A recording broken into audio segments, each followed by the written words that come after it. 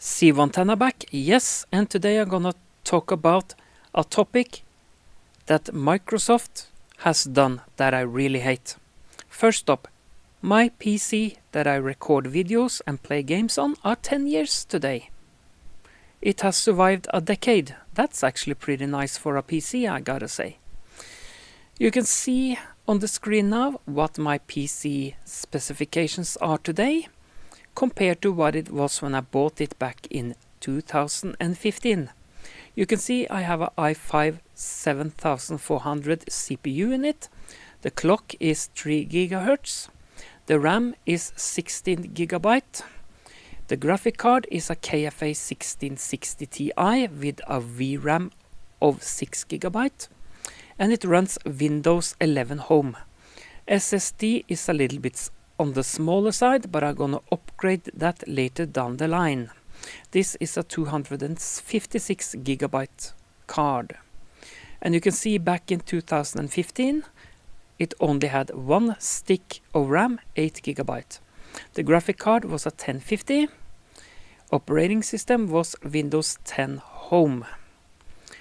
And you can see I paid this approximately $749 back in 2015, for 10 years ago, which is a cheap PC actually for what it is. And I decided to go the cheap route and upgrade along the way. That's why. And I'm gonna explain why I hate what Microsoft has done. Here you can see what's inside my PC today, just to prove to you that I am not lying, because if you take a look at this, you see that it has the i5 7400 CPU and it runs at a clock speed of 3 GHz. And you can see it has Windows 11 Home, the latest version as well, 24H2, which means that the PC is running well with that. And you might wonder, how did I get this Windows 11 into this PC? Because the minimum requirements are i8 actually. I'm not kidding. Microsoft wants you as a Windows 10 user to have an i8 CPU in it. This is an i5, as you clearly can see at the processor. At the beyond desktop at the top here, where the unit name is. I know it's stated in Norwegian because I am a Norwegian dude and I need Norwegian language on my PC. This operating system is supporting Norwegian and English because I use both language, but it shows up in Norwegian here. I am not happy when it comes to Windows upgrading here, because as you can see, my PC did not support the CPU, and still I managed to get Windows 11 installed. And that is because I have to actually overrun or run Windows 11 without touching the minimum requirements. And for a little while ago, you could do that in a legal, I have to amplify that, legal way. But the Microsoft sadly has now shut the door for letting you do that, and I think that's sad. Luckily, I managed to get my PC updated before they shut the door, thankfully. And hear me out, guys. Why did I upgrade from Windows 10 to 11? It's very simple. Because November, you have to pay for updates, because the update stops. That's sad. And not only that. Why, Microsoft, did you do that? What more can I say? I suffered big time with the update in Windows 10. My PC didn't like Windows 10 out of the box back in 2015. It runs, but as soon as I get updates, I get some hefty blue screens and error, with other words. Why? I don't know. There was something in the updates that Microsoft was sending out that crashes my PC big time. And as you can see, I installed the update for Windows 11 15 of December 2024.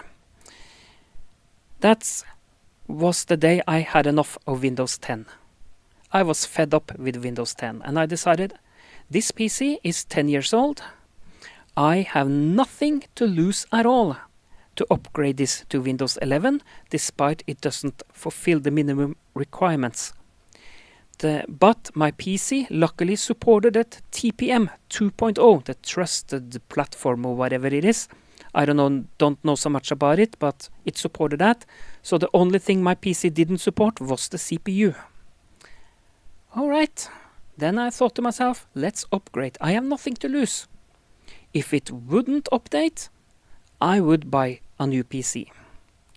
But I decided to overrun the minimum requirements. Legally, by the way. Let me say that again. Legally. You can also do it illegal way, but I don't know so much about that. I decided to go the legal route so I don't get any problems later down the line. I upgraded it to Windows 11 by bypassing the minimum requirements. And lo and behold, that was the smartest thing I have done to this PC. All the blue screens are gone. All the hiccups that I struggle with and blue screens from the update in Windows 10 is gone. You can see I have 24H2 version in it. It works perfectly fine, flawlessly, without any hiccup at all, which I found fantastic. Wow! About time. And I'm not going to roll back. Not at all. I have nothing to lose. And since... let me put it this way. I even contacted the support department at Microsoft Norway. And I filmed when the PC get a crash from an update from Microsoft. You know what? They couldn't help me in Windows 10. They couldn't help me. They said that we're gonna look into it and see what's wrong, and I come back to you. And I hung up, and that's it. Fine. Then I'm not feeling any sorrow or any blame for installing Windows 11 either. I don't know how Microsoft can get away with the high requirements for minimum requirements of update. i5 is my PC and the minimum requirements are i8. That leads me to another screen I'm gonna show you now. First thing first, I'm gonna show you a PC that have pretty much the same specs as my PC today. As you can see here, it has an i5 CPU. This one is a 14400, by the way, but it still is an i5. It has 16 GB of RAM. My PC has a 256 SSD, but I will upgrade that later down the line. This PC, you can see, costs 7,195 Norwegian kroner in Norwegian currency. That means it costs approximately $719. Probably a little bit more today because of that the Norwegian crown has plummeted a lot. It's what I would call shitcoin. But anyway, this is the closest I could get to 7,490, which my PC cost back in 2015. Take a look at this. Core i5. That's generation 5. And what did Microsoft said to you who have Windows 10? You need a minimum on i8, a generation 8 CPU. But look at this. They are selling this PC with Windows 11 Home. Why? Because it's a new PC. Then you pay for the license all over again. That's why. Microsoft wants to make money. They don't care about your PC when you already bought it. They would like you to pay even for the license over again. And let me show you another picture just for the jollies. Yeah, this is another picture.